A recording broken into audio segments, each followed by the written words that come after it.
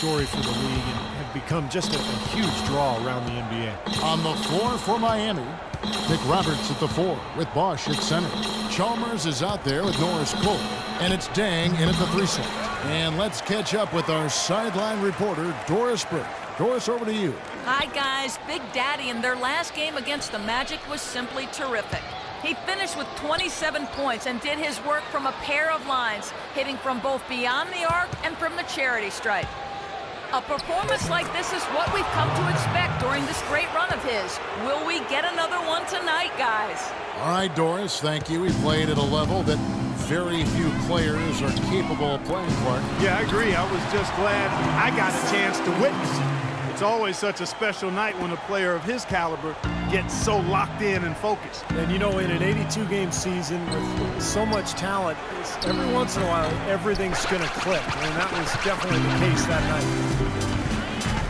And now with the Big Three era coming to an end, Miami now perhaps one of the more hated teams around the NBA. But Clark, they are still at the forefront of the league scene in the East. And while they might have lost a bunch of the bandwagon fans, by no means is this team finished with being a title threat. There's just too much talent on this roster, and for the first time in a long time, they might enjoy being viewed as underdogs. That's something they need to do more of. Get after it on the glass. Go get those boards. Any extra possessions that you can get, either through steals or rebounds, are so critical in this game. Here's Big Daddy. 16-point lead, the largest margin in the game. Horford gets the bucket. Well, it looks like he's finally found his footing in this game. His first quarter was a real struggle, but he's gotten it going now.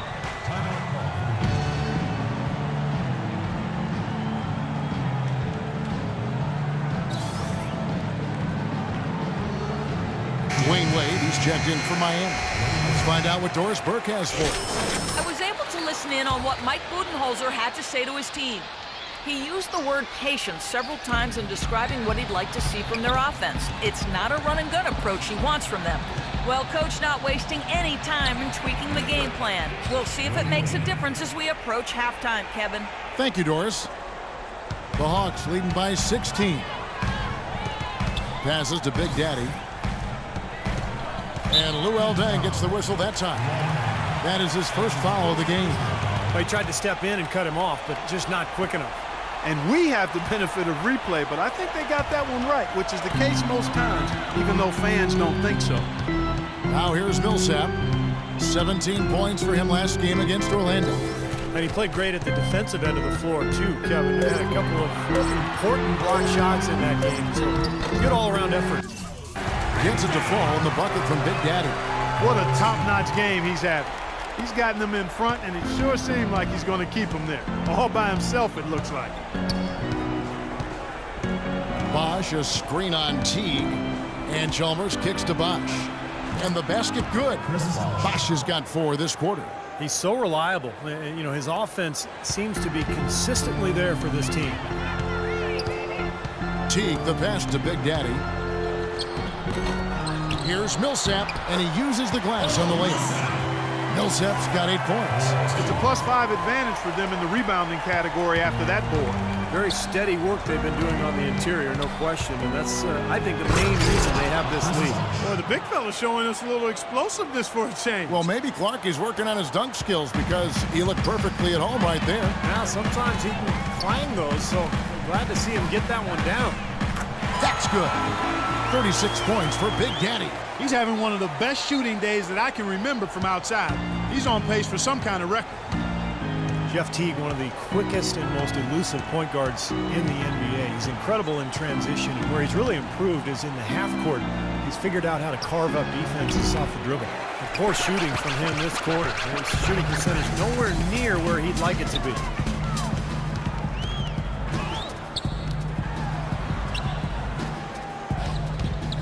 Here's Big Daddy. He's covered by Deng.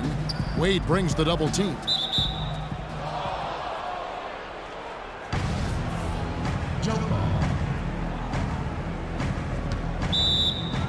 So it's Atlanta now. Down to 5 on the shot clock.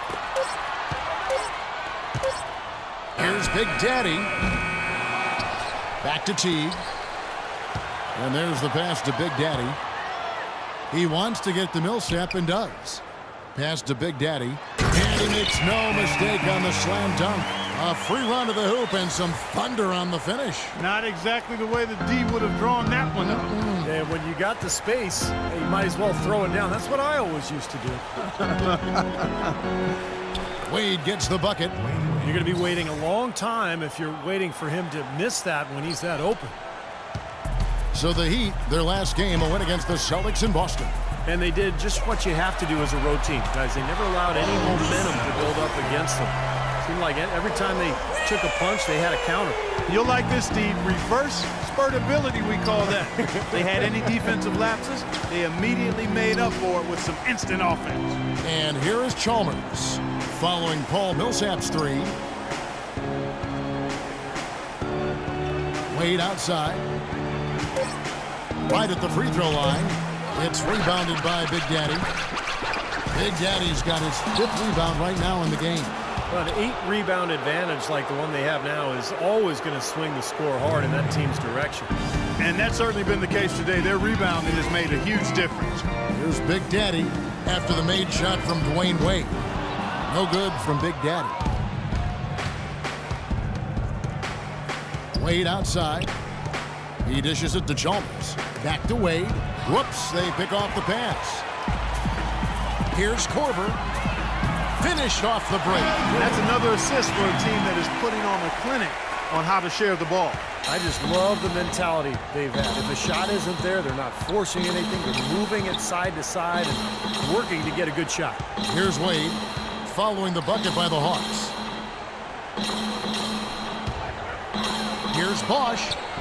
Rebounded by the Hawks. They come into this one having outplayed the Magic last game. And guys, they could have won that game on the strength of their offense alone. It was that good.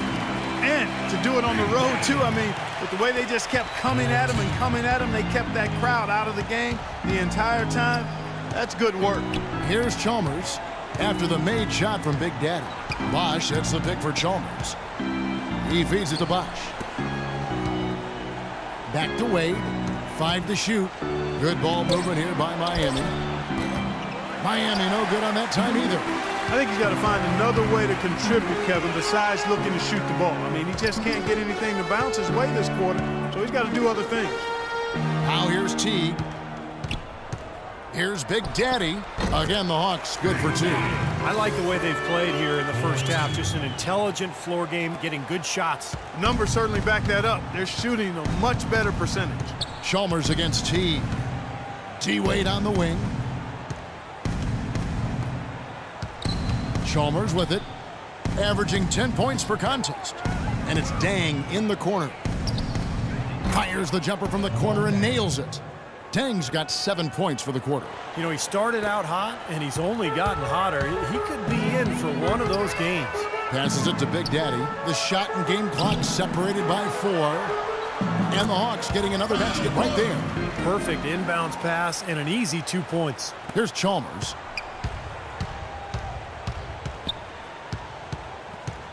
T-Wade on the wing. The dish to Bosch. Right block shot. Rebound by the Hawks. Big Daddy's got 6 rebounds in the game. That will count, and that's not going to go. So as we conclude the first half, so far fairly one-sided. Hawks ahead, running away with it. And now we'll send it down to Doris Burke, who's standing by courtside. Hey, Kevin, well, Coach, with this type of...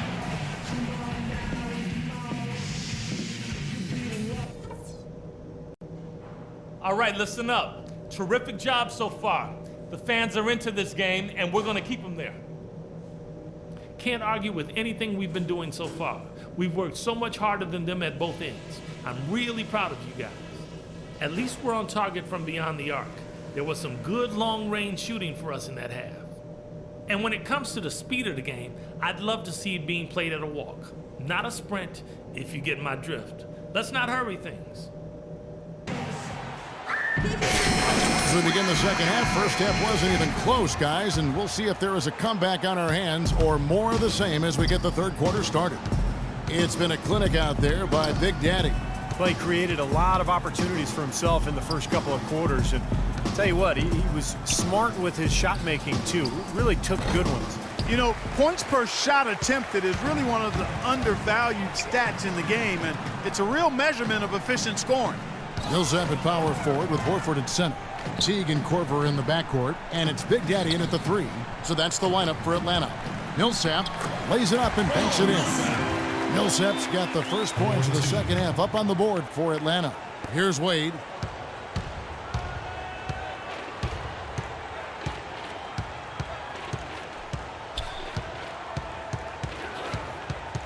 To the left wing. Here's Cole. That falls. Nice feed that time from Dwayne Wade. Cole's got his first points of the game.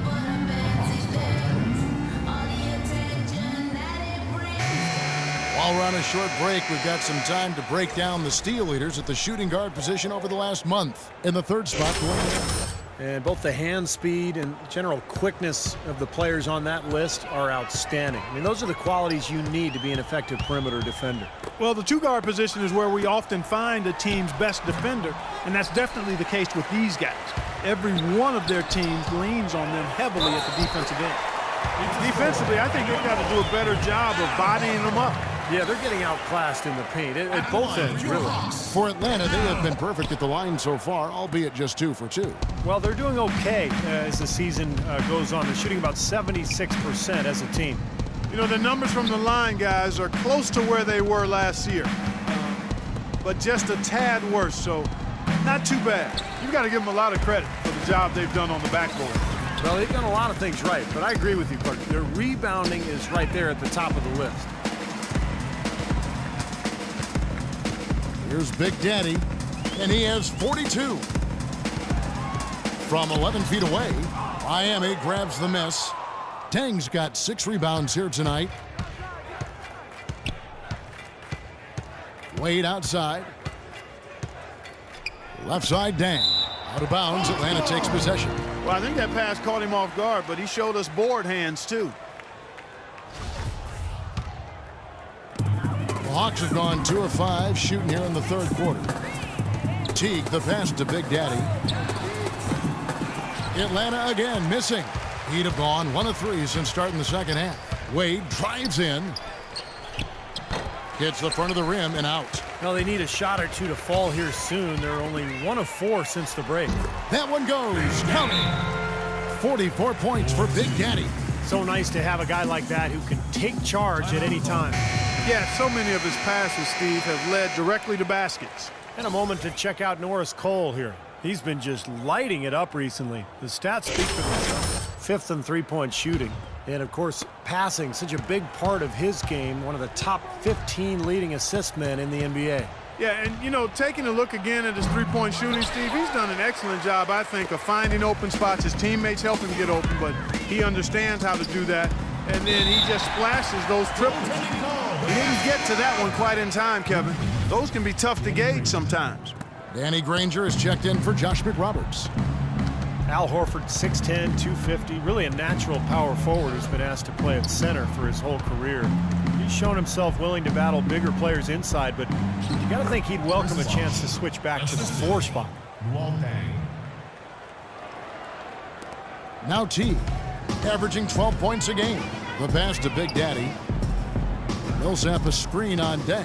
Here's Big Daddy, and he stuffs it in on the jam. One of the oldest plays in basketball made that dunk possible. That's right, a terrific screen right there, Steve. Allowed him to lose his man and rock it to the rim. Well, don't you love to see players working together in that fundamental play? Fun to watch. So it's Miami now, after the basket by Atlanta. We've gone about 3.5 minutes into the third now.